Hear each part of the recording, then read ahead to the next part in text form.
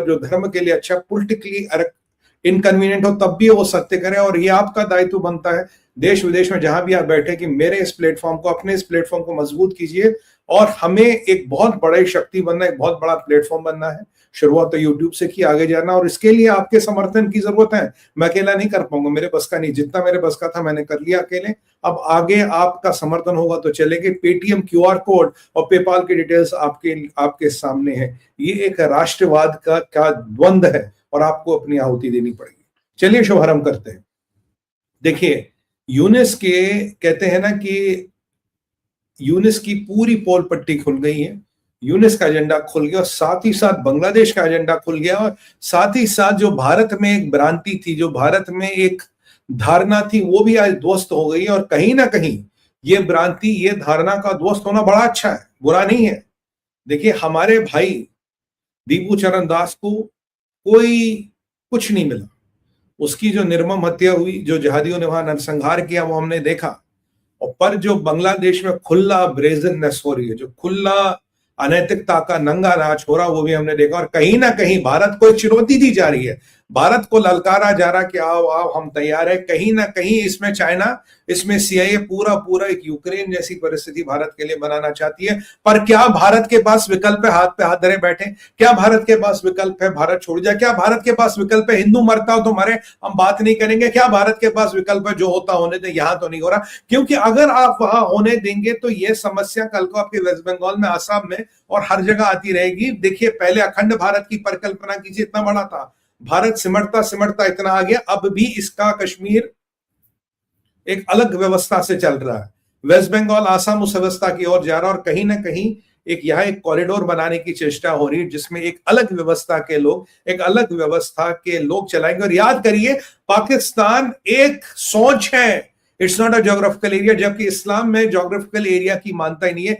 इस्लाम geography की मानता ही नहीं है। इस्लाम कहता है कि इस्लामिक खिलाफत जो है वो सोच है, और इस्लाम कहता है इस्लाम हैज नो बाउंड्रीज, क्योंकि कोई इस्लामिक खिलाफत का मतलब है दारुल सलाम, जहां यानी कि इस्लाम, दारुल इस्लाम, जहां इस्लाम है वो इस्लामिक खिलाफत और एक खलीफ होगा। इस्लाम does not believe in boundaries. और ये धीरे धीरे धीरे धीरे अपना हिस्सा ले रहा है, अपने हिस्से का क्षेत्र भारत से नोचने की कोशिश हो रही है।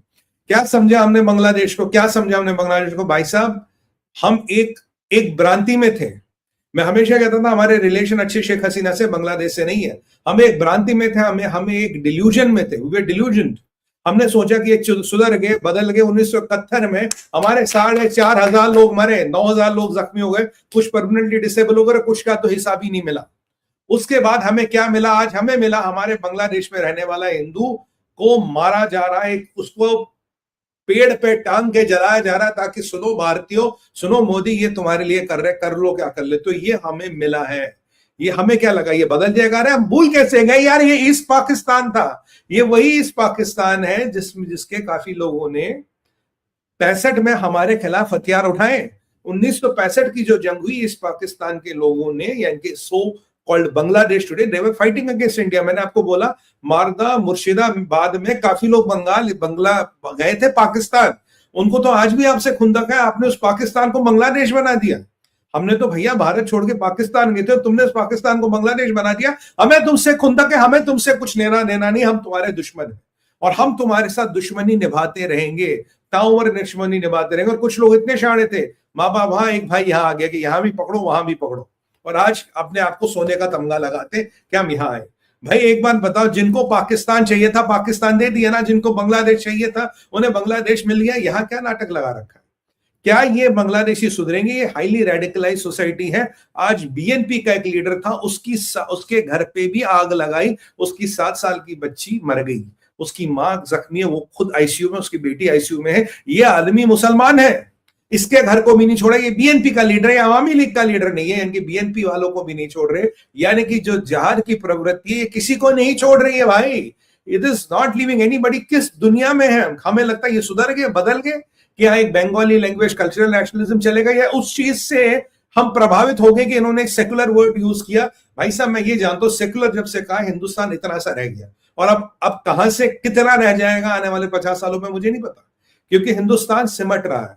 कहां अफगानिस्तान, कहां तिब्बत आपका पार्ट था, अफगानिस्तान आपका पार्ट था, इतना बड़ा था जिसे हम कहते हैं अखंड भारत की कल्पना कीजिए और आज के भारत की कल्पना कीजिए। 40-50% भारत तो निकल गया, पाकिस्तान निकल गया, तिब्बत निकल गया, अफगानिस्तान निकल गया, बर्मा निकल गया।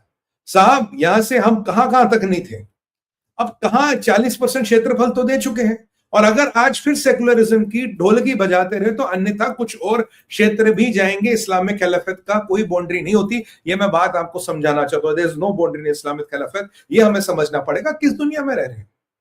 क्या हमें लगता है ये जहादी सुवर? आज ये जो वहां हुआ, शेख हसीना बस प्रेशर कुकर की वो सीटी थी, जहां प्रेशर कुकर वो अंदर बाप बनती रही सीटी थी, तो उसने बाप को कंट्रोल किया। थोड़ी सीटी बचती थी, थोड़ी बाप निकलती थी, वो हट गया। अब प्रेशर कुकर खुल के उबल रहा है। जो जहाद वाला मानसिकता वो खुल के उभर के आ रही है। दीपू दास की मृत्यु, हमारे भाई दीपू दास की मृत्यु एक प्रतिबिंब है, एक ऐलान है आने वाले टाइम में बांग्लादेश और बांग्लादेश के हिंदू में ये होने वाला है, जो तुम्हारे बस का उखाड़ना उखाड़ लो। और हाँ, इसमें भी चाइना का भी रोल है, इसमें पाकिस्तान का भी रोल है। आइडिया ये अमेरिका का है, गंदा काम चाइना करवा रहा, और जो जमीन पे काम कर रहा वो पाकिस्तान करा रहा। क्या पाकिस्तान ने चाइना में पैसा लगाना छोड़ दिया? नहीं छोड़ दिया। पाकिस्तान अब भी पिछले 40-50 साल से चाइना बांग्लादेश में पैसा लगा रहा था। जो आपको भी वहां की सड़कों में दिख रहा है, ये पाकिस्तान का काम, पाकिस्तान का पैसा और पाकिस्तानी मेंटेलिटी दिख रही है जो भी उभर के आ रही है। दीपू को बांग्लादेश ने नहीं, पाकिस्तान ने मरवाया और जहादियों के हाथ मरवाया है। और ये सारे जहादी बांग्लादेशी है। ये हदी जो आज बीकन और गाइडिंग लाइट बनाया मोहम्मद यूनुस की, किसके बताए हुए रास्ते पे चलेंगे, एंटी इंडिया सेंटिमेंट पे चलेंगे, एंटी भारत सेंटिमेंट पे चलेंगे और भारत को तोड़ने के सेंटिमेंट पे चलेंगे, वो आज फोर फादर है। जहां राष्ट्र कवि के साथ उसको दफनाएगा, या तो राष्ट्र कवि का अपमान है, या हदी को उसका मर के भी उसको what you gave him is do. क्या क्या है अमेरिकन क्यों ट्वीट कर रहे हैं? और सबसे बड़ी बात है, कहां है भारत? आपको लगता है कि बांग्लादेश सुधरेगा? आपको लगता है बांग्लादेश बदलेगा? शेख हसीना वाज ओनली वो प्रेशर कुकर के ऊपर की सीटी, वो गई। जो अंदर उफान था, जो अंदर तूफान था, जो अंदर वहाबिजेशन, रेडिकलाइजेशन, जहाद की मानसिकता था, वो फूट फूट के आ रही है। इनमें से कुछ लोग हमारे अगेंस्ट लगे थे 1965 में। इस्लामी मुल्क इस्लामी तरीकों से चलता, आपको समझना पड़ेगा। आप दिल नहीं जीत सकते, आप वहां रशियन रास्ता भेद के दिल नहीं जीत सकते, क्योंकि जब मौका आएगा इस्लाम और इस्लामिक टीचिंग्स विल प्रिवेल। जो मैं आपको शुरू से कह रहा हूं, इस्लाम और इस्लामिक टीचिंग्स विल प्रिवेल। ये इस्लामिक रूल, इस्लामिक खिलाफत के रूल्स है। आप कब समझेंगे और कब हम अपने आप को धोखा देंगे? नहीं, बांग्लादेश उधर गया, ये पाकिस्तान से दूर है। माई साहब, ये ईस्ट पाकिस्तान था, ईस्ट पाकिस्तान बन गया है। फिर आपने कुछ साल तक इसे बांग्लादेश की हवा दी, ये इस पे पाकिस्तान बन गया। आज ये वहां जो हमारे हिंदू भाई है, उनकी केस स्टडियां बना के कर रहे हैं और उनकी ऐसी दुर्दशा कर रहे हैं कि हमारी रूह भी काम जाए। और भारत क्या कर रहा है? भारत के पास क्या विकल्प? भारत के पास विकल्प नहीं है। एक ही हिंदू देश है, हमें बोलना पड़ेगा हिंदू के लिए, हमें बोलना पड़ेगा बांग्लादेश के हिंदू के लिए। और अगर ऐसी परिस्थिति रही, देखो मैं पॉलिटिकली इनकरेक्ट बात कर रहा हूं, मुझे फर्क नहीं पड़ता। अगर ऐसी परिस्थिति रही, सीए गया भाड़ में, एक दिन आपको बॉर्डर खोलना पड़ेगा, जो हिंदू है यहाँ लाना पड़ेगा, और जो है 3 करोड़ ये बांग्लादेशी रोहिंग्या, इनको उसका पार फेंकना पड़ेगा, आपको वहां के हिंदू को यहाँ लाना पड़ेगा। नहीं तो बात कैसे बनेगी? क्या करोगे? कैसे चलेगा राज्य, कैसे चलेगा देश? और आज ये जो मेरी मानसिकता थी, जो मेरी भावना है, जो मैं आपको हताश और निराश मिल रहा हूं, ये जो मुझे मेरा आप आक्रोश देख रहे कि मुझे दिख रहा था, ये मैं इसके खिलाफ विजिबल था। मैंने पी गुरु